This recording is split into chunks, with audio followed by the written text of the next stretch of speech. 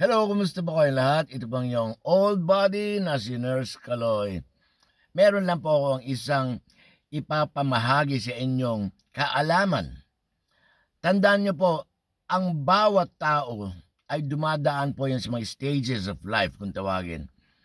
Meron yung infancy hanggang naging toddler tayo, hanggang naging adolescent, at yung tinatawag natin adulthood.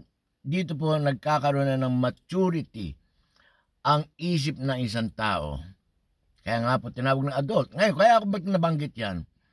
Kasi napapansin ko ang mga vloggers ngayon at yung mga influencers ay nababayaran. Hindi naman po lahat. Kasi tandaan nyo, kaya ako nabanggit yung maturity ay katulad ng isang linya ng kanta ni Pablo Cullen. Ang sinabi po rito, the choice between good and evil is on you. Kaya ka po nasabi yan, yung maturity, dapat tayo ang mag-iisip.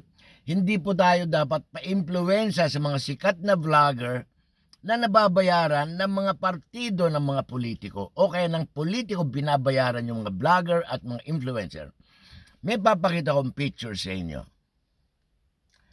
Ito po, kailangan natin kilalanin ang mga candidates ng katulad ng gobyerno. Ito po.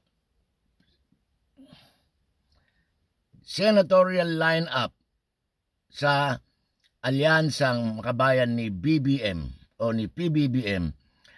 Lahat po ba yan dahil sa impluensya ng mga vlogger, mga troll na bayaran ng mga politikong yan, iboboto nyo ba? O gamitin nyo ang inyong kaisipan? Tandaan nyo, ulit-ulitin ko, the choice between good and evil is on you. Kayo dapat ang magdedesisyon. Hindi po kayo dapat pa-influensya sa mga vlogger na kinakampanya nila yung politikong ito at politikong kabila dahil sila nga po ay nababayaran. So, saan papasok yung sinasabi ko na maturity ng pag-iisip? The choice between devil and good is on you. Nasa sa inyo. Ito po, pakita ko rin yung lineup ng kabilang kampo. Pinakita ko sa inyo kanina yung kay PBBM. Ito po naman yung sa PDP laban. Alam ko maraming mga DDS ang iboboto niyan. Ang lahat ng inirekomenda kinakampanya ni Digong ay iboboto nyo. Asan? Dapat piliin nyo mga kandidato dahil nasa inyong kamay ang kaunlaran ng ating bansa. Hindi yung boto kayo ng boto na hindi kayo nag-iisip.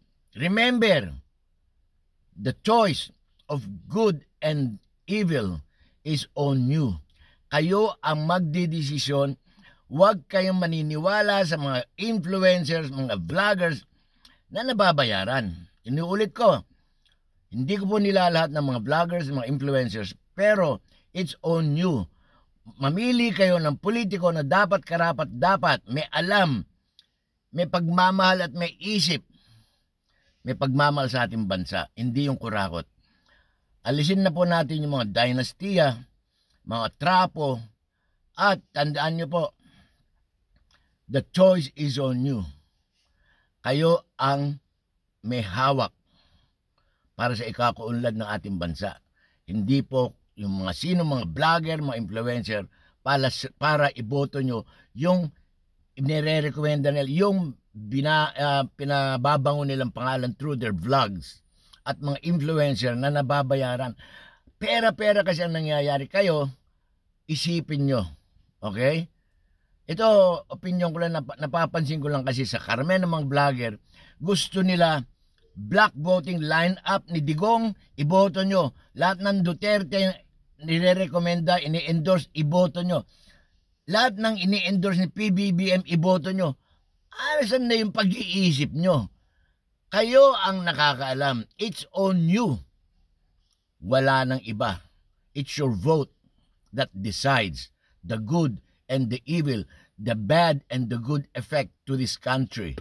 Yun lang po at maraming salamat. Ako po ay apolitical. Wala po akong kinikilingang partido. Okay? Just to make it a clear one. Disclaimer po yun. Maraming salamat. Please subscribe sa aking munting channel, Nurse Kaloy.